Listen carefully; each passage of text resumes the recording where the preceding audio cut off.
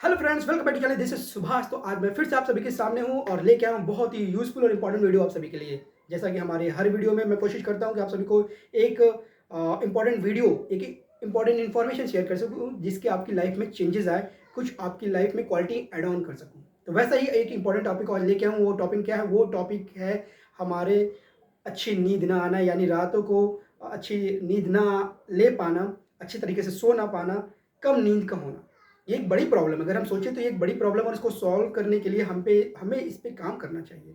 तो मैंने इस पे जो रिसर्च किया है, जो होमवर्क किया है, वो सारी इन्फॉर्मेशन आपके साथ शेयर करना चाहता हूँ और आपसे रिक्वेस्ट करता हूँ कि वीडियो पूरी देखें, क्योंकि लास्ट में मैं 3 से 4 ऐसे वर्कआउट बताऊँगा जिनको करने करने से आपको 1 से 2 महीने में काफ़ी अच्छा रिज़ल्ट मिलेगा और आपको अच्छी नींद भी आएगी। तो सबसे पहले बात करते हैं कि नींद अच्छे ना आने के रीज़न क्या हो सकते हैं। तो नींद ना आने के अच्छी नींद ना आने के मेन 3 रीज़न हैं। पहला क्या है? टेंशन, दूसरा है ओवरथिंकिंग और तीसरा है एंटरटेनमेंट, यानी आपका मोबाइल और टीवी। तो पहले बात करते हैं थर्ड पॉइंट पे, मोबाइल और टीवी। जैसे ही हम घर पे आते हैं ऑफिस से या फिर बिजनेस, जो भी हमारा बिजनेस ऑक्यूपेशन है, जब हम उससे फ्री होते हैं और घर पे आते हैं तो हम मोबाइल ले लेते हैं हाथों में, राइट? और अपनी फैमिली को टाइम नहीं देते। चलो वो एक अलग बात है, वो आपका डिसिप्लिन है, आपको अंडरस्टैंड करना पड़ेगा कि ऑफिस का टाइम ऑफिस में, घर का टाइम घर के लिए, राइट? बट जब हम सोने जाते हैं ना, तो भी हमारे हाथ में मोबाइल होता है, करेक्ट? तो प्रॉब्लम क्या है कि जब आपके आंखों के सामने कलरफुल और ब्राइट चीज़ें चलती हैं, यानी लाइक आप सोचो कि कोई ऐसी जगह खड़े हो जहाँ पे आपको बहुत ही कलरफुल पिक्चर्स दिखाई दे रहे हैं और ब्राइटनेस भी है ये, तो आपका ब्रेन कहता है कि ये दिन है और सारी चीज़ें मोशन में हैं, तो ये सोने का टाइम नहीं है। क्योंकि ब्रेन जो डाटा आप उसमें डाल रहे हो ना, उसके अकॉर्डिंग वो कैलकुलेट करके उसको रिजल्ट, कुछ ना कुछ रिजल्ट, आई मीन एक डिसीजन ले रहा है और उसको आपकी बॉडी पे फ़र्क पड़ रहा है। तो जब आप मोबाइल देख रहे हो, ब्राइट मोबाइल, हम ऑब्वियसली हम ब्राइट अंधेरे में तो देख नहीं सकते। मोबाइल का ब्राइटनेस जो है हम बढ़ा के जब देखते हैं ताकि हमें पिक्चर क्लियर हो, तो बहुत से कलर्स आते हैं और हमारे ब्रेन को ये लगता है कि ये दिन है।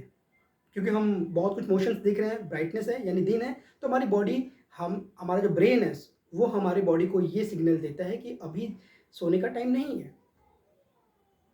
और ये जो हम गलतियाँ कर रहे हैं, इसकी वजह से हमें नींद नहीं आती है। तो आपको करना क्या है? इसका सॉल्यूशन क्या है? इसका सॉल्यूशन ये है कि आप जब भी सोने जाते हो ना, तो अपने मोबाइल को बेडरूम में रखना ही नहीं है।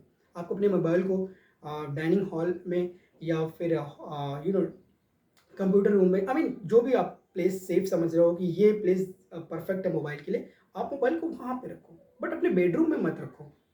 और इस तरीके से, और ये डिसाइड कर लो कि मुझे मोबाइल रात में लेना भी नहीं है। आप, अगर आपको नींद नहीं आ रही तो आप बात ही करो, कोई बुक्स पढ़ लो। बेस्ट हैबिट है कि आप जब आप किसी बुक को पढ़ते हो ना, तो आपका ब्रेन टायर्ड होता है, उसको नींद आती है। तो ये एक अच्छा तरीका है, हेल्दी तरीका आपको, इसका एक कह सकते हो कि आप अपनी लाइफ में कुछ ऐड ऑन कर रहे हो, क्योंकि जब आप बुक पढ़ रहे हो तो आपको कुछ नॉलेज मिल रही है और साथ ही साथ आपका ब्रेन टायर्ड हो रहा है और आपको अच्छी नींद भी आएगी। तो वो एक अच्छी हैबिट है, आप उसे ऑप्ट करो या फिर अपने फैमिली से, अपनी वाइफ से बातें करो कि आज क्या हुआ पूरे दिन में, ऐसी प्रॉब्लम थी तुम्हारे लाइफ में, आज क्या हुआ, आज का दिन कैसा रहा। तो ये कुछ हेल्दी डिस्कशन करिए, इससे आपका रिलेशनशिप स्ट्रांग होगा और आप मोबाइल और टीवी से दूर रहेंगे। एक डिसिप्लिन बनाइए कि टीवी और मोबाइल आप इतने टाइम के लिए यूज़ करेंगे और बस सोते समय आपको मोबाइल या टीवी नहीं देखना है, इनसे दूरी बनाए रखनी है। ठीक है? अब दूसरा पॉइंट क्या था? दूसरा पॉइंट ये था कि ओवरथिंकिंग। हमें से ऐसे बहुत से लोग हैं जिनको ओवरथिंकिंग की प्रॉब्लम है। यानी बात छोटी-सी होती है बट हम उसको बहुत सोचते हैं। जब हम बिज़ी होते हैं, खेल रहे होते हैं या टीवी देख रहे होते हैं या फिर अपने ग्रुप के साथ होते हैं, ऑफ़िस में होते हैं, काम कर रहे होते हैं, तो हम उस समय तो क्योंकि बिज़ी होते हैं, तो किसी टॉपिक पे नहीं सोचते। लेकिन जब हम घर आते हैं, सोते हैं, जब हमारा दिमाग ये कहता है कि बस भाई अब आपका दिमाग खाली है क्योंकि आपके पास और कोई काम नहीं है, तो हम उस टॉपिक को सोचना शुरू कर देते हैं, राइट? कि यार उसने मुझे ऐसा बोल दिया था, यार अगर ऐसा नहीं बोलता तो मैं ऐसा करता, नहीं अगर मैं ऐसा किया होगा तो शायद इसने बोला होगा, नहीं उसने बोला होगा क्योंकि किसी और ने उसको कहा होगा ऐसा बोलने के लिए, नहीं उसने इसलिए बोला होगा क्योंकि उसका कर्मा है, नहीं शायद मेरा ये कर्मा है कि मैंने कुछ किया होगा इसलिए उसने मेरे को बोला। अगर मैं नहीं बोलूँगा तो क्या होगा? अगर मैंने इसको कल ऐसा रिप्लाई किया तो क्या होगा? तो ये जो WH क्वेश्चन है ना, why, what, who, I mean ये सारे बेकार है, ओवरथिंकिंग बेकार है। आप किसी बात को सुनते हो, अगर वो सेंसिटिव है, आपके लिए प्रायोरिटी है, उस बात का इम्पोर्टेंस है आपको, तो आप उसके बारे में फ्री टाइम पे यानी उसी टाइम पे आप उसको अंडरस्टैंड करो, एनालिसिस करो और उसका एक रिज़ल्ट निकालो कि ठीक है, इसने मुझे ऐसा बोला, बट ये बात इम्पोर्टेंट है मेरे लिए क्योंकि ये ऐसा करना होगा। तो आप उस पे कुछ प्लान करो और एक डिसीज़न ले लो कि ठीक है, मैं अब ऐसा करूँगा। अब उसको ये नहीं कि ऐसा होता तो क्या होता, वो हो गया इसलिए ऐसा हुआ, जो होना था हो चुका है और आपको जो करना है, आपका प्रेज़ेंट है। यानी अगर आप प्रेज़ेंट में वो आपको पता है, आपके ब्रेन को कहीं न कहीं पता है कि आपको ये काम करना है और इससे ये प्रॉब्लम ऑलमोस्ट सॉल्व हो सकती है, तो आपको वो जब काम पता है तो आप उस पे फ़ोकस करो, यानी प्रेज़ेंट पे फ़ोकस करो, फ्यूचर के बारे में सोच छोड़ दो। जैसा कि एमएस धोनी ने कहा है कि वो प्रोसेस पे बिलीव करते हैं, ना कि रिज़ल्ट पे। तो उसने क्या बोला ठीक है, वो तो आपने डिसाइड किया कि ठीक है, जो बोला किस लिए बोला वो सोचना नहीं है। आपको उससे क्या फ़र्क पड़ता है, आपने उसके बारे में डिसाइड किया कि ठीक है, अगर उसने मुझे ऐसा बोला तो मुझे इस पे काम करना है और इसका सॉल्यूशन ऐसा मिल जाएगा मुझे। तो आप उस पे काम करना शुरू करो। मिलना ना मिलना एक अलग बात है। मिल गया बहुत अच्छा, नहीं मिला ठीक है, लिव इट यार, कोई नहीं। कोई और टॉपिक पे काम करेंगे, किसी और क्वालिटी पे फ़ोकस करेंगे, किसी और जॉब पे या किसी और प्रोडक्टिव प्रोडक्टिव चीज़ों पे फ़ोकस करेंगे। क्यों हम उस चीज़ों के बारे में सोचें जो हमें मिलनी नहीं है या फिर जो हमें मिली नहीं या फिर आई मीन व्हाटएवर जो भी है। तो जो हो चुका वो अच्छा था, बुरा बात उसको छोड़ दो। उस पे ज़्यादा सोच के कुछ मतलब नहीं है। और आप बोलोगे कि ये बातें करना आसान है लेकिन करना बहुत मुश्किल है, तो ठीक है यार, चलो। उसके लिए फिर सॉल्यूशन क्या हो सकता है? जैसे मैं बातें कर रहा हूँ कि जब मैंने ये बात आपसे करा या फिर सोचो मैं ये बात सुन रहा हूँ, मैं यूट्यूब वीडियो देख रहा हूँ और मैंने ये बात सुनी, तो मैं क्या डिसाइड करता? मैं डिसाइड करता कि ठीक है, ये जो बात कह रहा है, ये काफ़ी इंपॉर्टेंट है क्योंकि ओवरथिंकिंग कर रहा हूँ मैं और मुझे अपने आप पे कंट्रोल करना है। तो मैंने ये यूट्यूब चैनल, ये वीडियो देख के मैंने ये डिसाइड किया कि यार मुझे ओवरथिंकिंग नहीं करनी है और उसके लिए मुझे करना क्या है? तो जब मैंने उसको सोचा तो मुझे मिला कि मुझे योगा करना चाहिए, मेडिटेशन करना चाहिए क्योंकि ये बेस्ट ऑप्शन है ब्रेन को कंट्रोल करने के लिए, इनर पीस के लिए, राइट? हर जगह ये बताया गया है, लिखा हुआ है। तो आप किसी अच्छे टीचर, योगा टीचर से मिल सकते हैं, मेडिटेट कर सकते हैं या फिर योगा यूट्यूब चैनल पे भी ऐसे बहुत से इन्फ्लुएंसर हैं जो कि योगा के बारे में डीप नॉलेज रखते हैं, मेडिटेशन के बारे में डीप नॉलेज रखते हैं। आप उनको फॉलो कर सकते हैं और आप इस पे काम करना शुरू कीजिए। और देखिए कुछ दिनों में जब आप मेडिटेट करते हो ना तो आपकी बॉडी ना आपको आपके जो आप जिस काम को करने के लिए कैपेबल हो ना उससे आपको बहुत ऊपर लेके जाती है। यानी आप जिसको सोचते थे मैं नहीं कर सकता हूँ ना, आप उसको भी कर सकते हो। क्यों? क्योंकि आपका ब्रेन कह रहा है कि यू कैन डू इट यार। आपको अपने ब्रेन पे कमांड आ रहा है, आप निगेटिव थॉट्स को दूर करने में सक्षम हो और पॉजिटिव थॉट्स को ऑब्जर्व कर रहे हो, उसको पुश कर रहे हो कि नहीं यार मुझे ये आई थिंक ट्राई करना चाहिए। ना होगा होगा उसके बारे में तो आप सोच नहीं रहे हो, you just want to prove yourself, you want to push yourself. तो मेडिटेशन और yoga exercise really very important for your healthy life. तो आप इसे इंक्लूड करें, बुक्स रीडिंग करें, योगा करें, मेडिटेशन करें, कोई भी गेम है जिसमें फिजिकल एक्टिविटी है जो आपको पसंद है, फुटबॉल, बैडमिंटन जो भी है उसको अपनी लाइफ में इंक्लूड करें। उससे आप टायर्ड हो गए, जब आप थके हो गए ना तो घर पे आके वैसे भी आपको नींद आ जानी है, करेक्ट? तो आप इस तरीके से अपने ब्रेन पे कंट्रोल कर सकते हो और अपनी बॉडी पे कंट्रोल कर सकते हो और आपको अच्छी नींद आ सकती है। और एक और ऑप्शन बता सकता हूँ मैं आपको कि अगर आपको ब्रेन पे कंट्रोल करना है तो आप फास्टिंग कीजिए। आप बोलोगे फास्टिंग से क्या बेनिफिट है? ये तो हमें और वीक बनाता है, इससे हमारा फैट और बढ़ता है। तो ये एक मिथ है कि हम फास्टिंग करते हैं तो हमारा मोटापा और बढ़ता है। ऐसा कुछ नहीं है, आप फास्टिंग कीजिए, लेकिन हाँ, जब आप फास्ट कर रहे हैं तो आप हाइड्रेट रहिए और साथ ही साथ जब आप फास्ट को तोड़ते हैं ना, ब्रेक करते हैं ना, तो कुछ हेल्दी चीज़ खाइए। ऐसा नहीं कि जैसे ही फास्ट तोड़ा, आपने पेल के पिज़्ज़ा बर्गर खा लिया, कोल्ड ड्रिंक पी लिया। कुछ ऐसा चीज़ खा लें जो आपको नहीं खानी चाहिए। तो जब आप फास्ट ब्रेक करते हो ना, तो आपको हेल्दी चीज़ें खानी है। आप एप्पल खा सकते हो, डेयरी प्रोडक्ट ले सकते हो, हरी सब्जियाँ ले सकते हो। कोशिश कीजिए ज़्यादा से ज़्यादा स्ट्रिक्ट रहें जब आप फास्ट को ब्रेक करते हो। ठीक है, आप जितना अपने आप को कंट्रोल कर सकते हो करिए। अगर आप ब्रेकफास्ट पहले स्किप कर आई मीन करने अब आप जब स्टार्ट करते हो तो आप शायद केवल ब्रेकफास्ट स्किप कर सकते हो, तो पहले आप वहाँ से स्टार्ट करो, केवल ब्रेकफास्ट स्किप करो, फिर धीरे धीरे लंच भी स्किप करो और उसके बाद डिनर भी। तो स्लोली स्लोली आपकी कैपेबिलिटी बढ़ती जाएगी और आप पता है एक्चुअली क्या कर रहे हैं, आप अपने माइंड पे कंट्रोल कर रहे हैं। जब आप फास्ट करते हो ना तो आपकी बॉडी बोलती है, आपका ब्रेन बोलता है कि नहीं, I can survive, you have to eat something. Craving होता है, मन करता है कुछ ना कुछ खाने का और आप नहीं, बस मैं बहुत वीक हो गया हूँ, मुझे कुछ खाना ही है और आप जाके खा लेते हो और आप ये डिसाइड कर लेते हो कि यार फास्टिंग मेरे बस की नहीं है। तो यानी आप एक ये आप देखो, आप एक बैटल हार गए अपनी लाइफ में, एक छोटा सा बैटल है फास्टिंग का।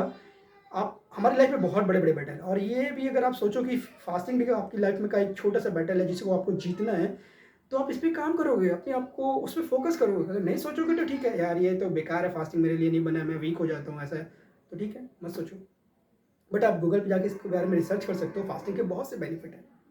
तो जब आप फास्टिंग करते हो ना, तो आपका ब्रेन धीरे-धीरे ट्रेन होता है कि नहीं, मैं रह सकता हूँ, बिना खाने के भी रह सकता हूँ।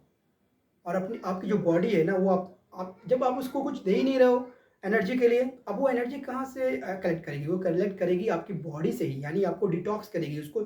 और बॉडी का जो फीचर है ना, जो भगवान ने बनाया हुआ ऐसा बनाया कि पहले वो बुरी चीज़ों को, जो खराब चीज़ें हैं, उसको खत्म करती है, उसके बाद हेल्दी चीज़ों को करती है। यानी वो पहले फैट बर्न करेगी, आपके जो डेड सेल है उनको बर्न करेगी, उसके बाद वो मसल्स को बर्न करेगी और कुछ नहीं मिला तो वो बोन्स को भी बर्न बर्न करना शुरू कर देगी। उसको भी गला के ना उससे एनर्जी निकालने की कोशिश करेगी। तो ये बॉडी का स्ट्रक्चर है, उसका फिजिक्स है, उसका उसका पाइपलाइन है ऐसा काम करने का। तो जब आप फास्ट करते हो और उसको कुछ खाने के लिए नहीं देते हो, तो बॉडी क्या करती है? वो डेड सेल को खाती है, वो फैट को खाती है। तो आपको आपको बेनिफिट हो रहा है कहीं न कहीं, आपको फैट लॉस हो रहा है, आपको ब्रेन पे कंट्रोल हो रहा है। और जब आप ये सब करते हो तो आपको अच्छी नींद भी आएगी डेफ़िनेटली, बिकॉज़ आपको अपनी ब्रेन पे कंट्रोल है। आप मोबाइल से दूर रहोगे, आप टीवी से दूर रहोगे, पॉज़िटिव थॉट्स आएँगे और जब आप पॉज़िटिव हो तो ऑब्वियसली आपको अच्छी नींद आएगी, राइट? एंड एक प्रॉब्लम है टेंशन, जैसा कि ओवरथिंकिंग है, काफ़ी जुड़ा हुआ है। बट टेंशन में क्या होता है कि हमें डिप्रेशन होता है, हमारा जो बॉडी है, वो कह सकते हो कि काफ़ी बुरी कंडीशन में भी जा सकता है। हमारा ब्रेन काफ़ी बुरी कंडीशन में है और लोग सुसाइड भी कर लेते हैं। तो ये जो टेंशन है ना, ये बहुत ही डिप्रेशन, टेंशन जो है, एंग्जायटी, ये आज बहुत ही अ, बड़े कह सकते हो फैल चुकी है। बहुत से लोग इससे ग्रसित हैं, बहुत से लोग इससे अफ़ेक्टेड हैं। तो ये जो टेंशन है, ये इसके रीज़न बहुत से हैं, जो आप जानते ही होंगे कि आप जब खुद के बारे में सोचोगे कि यार मुझे किस बात की टेंशन है, तो आपको कोई ना कोई रीज़न ज़रूर मिल जाएगा। क्योंकि आज हम सभी परेशान हैं किसी न किसी चीज़ से। हर कोई अपनी लाइफ़ में बैठ एक लड़ाई लड़ रहा है, एक वॉर लड़ रहा है, कुछ भी हो सकता है वो। तो ये जो टेंशन है जिसकी वज़ह से हम परेशान होते हैं, हमें अच्छी नींद नहीं आती, हाई बीपी की प्रॉब्लम, शुगर की प्रॉब्लम, ये सारी जो प्रेशर लेने की वजह से, टेंशन लेने की वजह से हो रही है, तो ये टेंशन को दूर कैसे करें? सॉल्यूशन ऑलरेडी बताया मैंने, सेम। आपको करना क्या है? अपने ब्रेन पे कंट्रोल करना है, आपको हँसना है, आपको हमेशा पॉजिटिव रहना है। और उसका सबसे अच्छा ऑप्शन बताऊँ मैं क्या है? स्पिरिचुअलिटी। आप ना स्पिरिचुअल बनो, आप भगवान की रोज़ पूजा करो, मंदिर जाओ, वहाँ बैठो। ऐसा नहीं कि मंदिर गए, भगवान को हाथ जोड़ा और चले आए। आप जब मंदिर जाते हो ना, तो दिल से भगवान को याद करो और मंदिर में ही 10 से 15 मिनट बैठो, मेडिटेट करो। क्योंकि मंदिर प्लेस है ना, वो बहुत ही पॉजिटिव ऑरा है वहाँ पे। तो वो जब आप वहाँ पे स्पेंड करते हो ना, तो पॉजिटिविटी आपकी जो बॉडी ऑब्जर्व करती है, आपकी बॉडी के अंदर वो पॉजिटिव थॉट्स कहीं न कहीं डालती है। उसका बेनिफिट आपको मिलेगा डेफ़िनेटली, पता नहीं लगेगा लेकिन आपको आने वाले टाइम में उसका बेनिफिट मिलेगा। और आपको कहीं न कहीं लगता है, ये लगने लगेगा कि यार कोई भी प्रॉब्लम आ जाए ना, मैं इससे घबराऊँगा नहीं, लड़ूँगा, क्योंकि भगवान मेरे साथ है।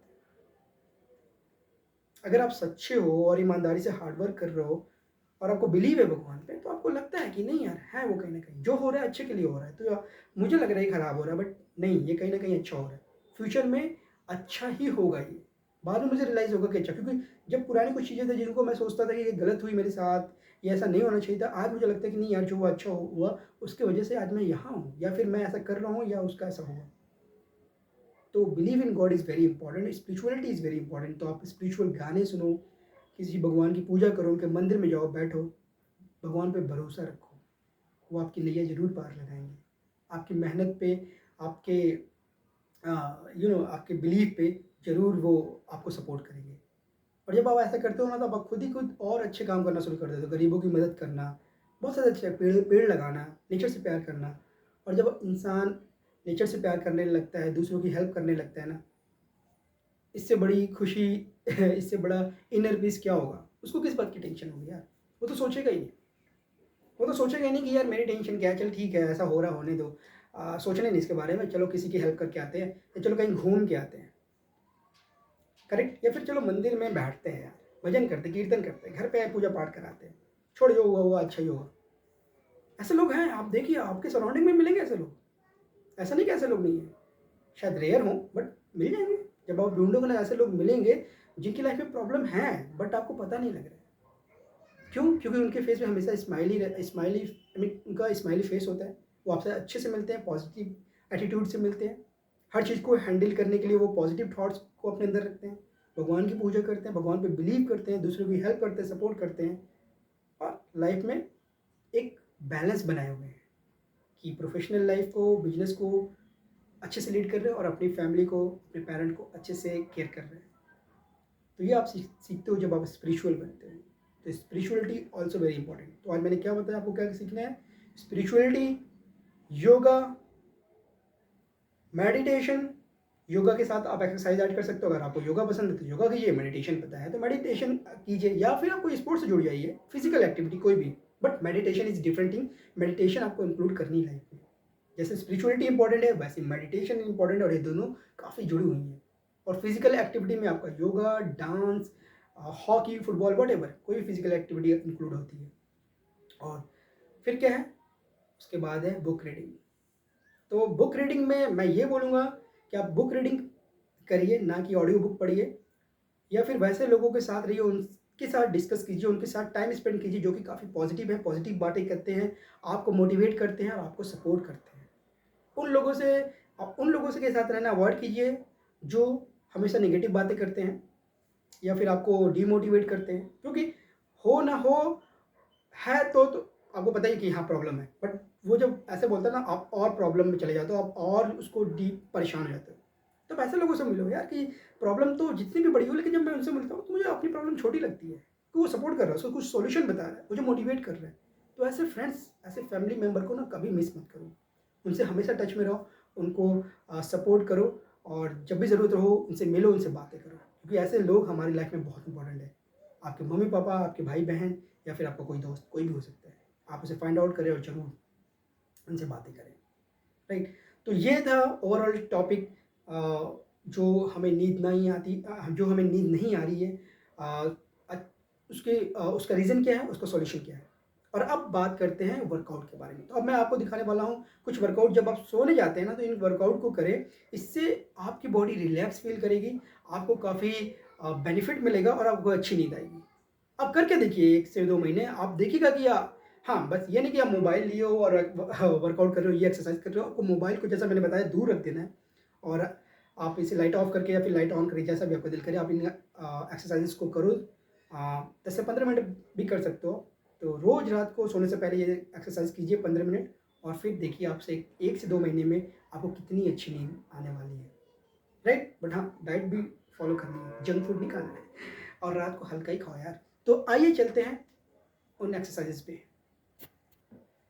तो वो एक्सरसाइजेस मैं आपको बताने वाला हूँ, तो आप इसे ध्यान से देखिए, समझिए। कुछ भी डाउट्स हो तो प्लीज़ कमेंट बॉक्स में अपना क्वेरी या फिर अपना सजेशन, कुछ भी जो फीडबैक जो भी लगता हो वो आप पूछ सकते हैं। डेफिनेटली मैं उसका रिप्लाई करूँगा। तो आते हैं पहले एक्सरसाइज पे। पहले एक्सरसाइज में वो करना क्या है कि आपको अपने पैरों को पकड़ना है, ये देखिए ऐसा।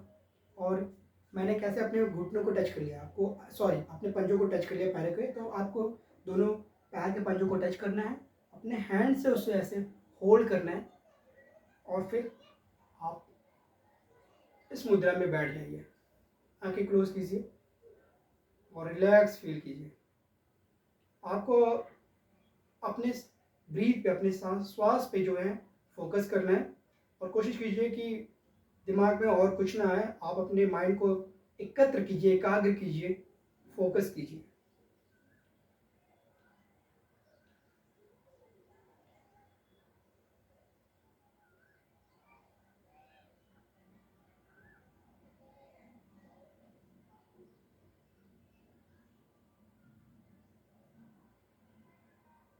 सेम चीज़ फिर आप सो के करनी है आपको। आप बेड पे लेट जाइए, इसको होल्ड कीजिए,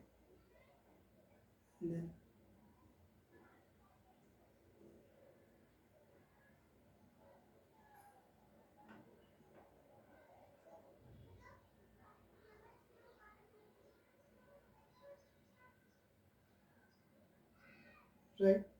अब नेक्स्ट जो एक्सरसाइज है उसे क्या करना है, आपको अपने पंजों को हैंड से होल्ड करना है, राइट? एंड देन अप करना है और फिर लेट जाना है, फिर से दिखाता हूँ मैं आपके अपने होल्ड किया पंजों को,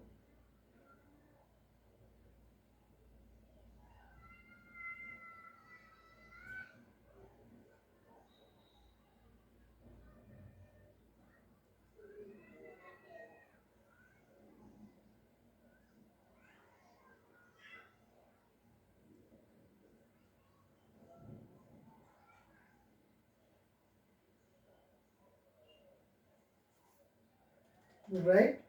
थर्ड वर्कआउट में क्या करना है, आपको अपनी बॉडी को ढीला छोड़ देना है, हैंड को थोड़ा स्प्रेड करना है बेड पे, लेग को आप ऐसे बैक, आपको ऐसे घुटने जो हैं वो ऐसे रखने हैं बेड पे फोल्ड करके, एंड देन बैंड करना है।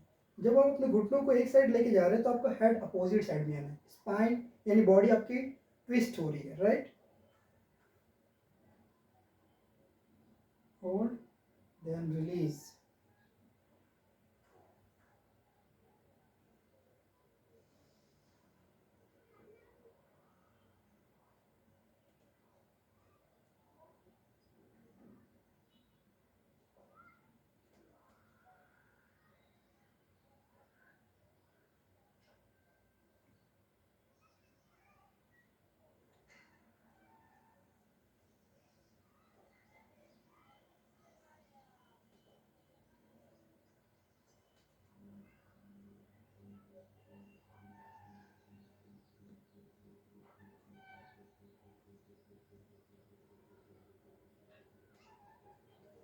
राइट। नेक्स्ट वर्कआउट में आपको करना क्या है, आपको घुटने ऐसे रखने हैं, राइट, और हैंड को आपको स्प्रेड करना है और चेस्ट को बेड से टच करना है, और उस पे जब आप टच करते हो अपने चेस्ट को बेड पे, उस पर आपको होल्ड करके उसी पोजीशन में 1 मिनट तक होल्ड करना है। आपसे जितनी देर तक हो रहा है उतनी देर तक होल्ड कीजिए। तो देखिए लेग को मैंने ऐसा रख दिया है,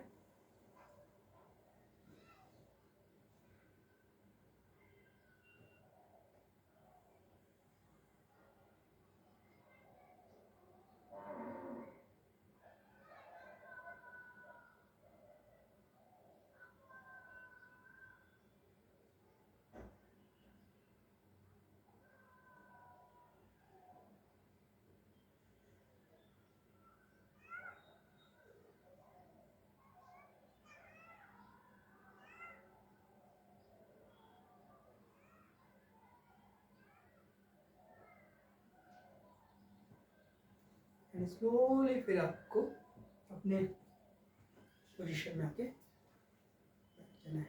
तो ये थे 4 इम्पॉर्टेंट वर्कआउट। आप इसे करिए 1 से 2 महीने और देखिए कि आपको कितनी अच्छी नींद आने वाली है। तो जैसा मैंने अपने वीडियो में आपको सारी इन्फॉर्मेशन दी, आप उस पर धीरे धीरे काम करना स्टार्ट कीजिए, आपकी प्रॉब्लम सॉल्व हो जाएगी।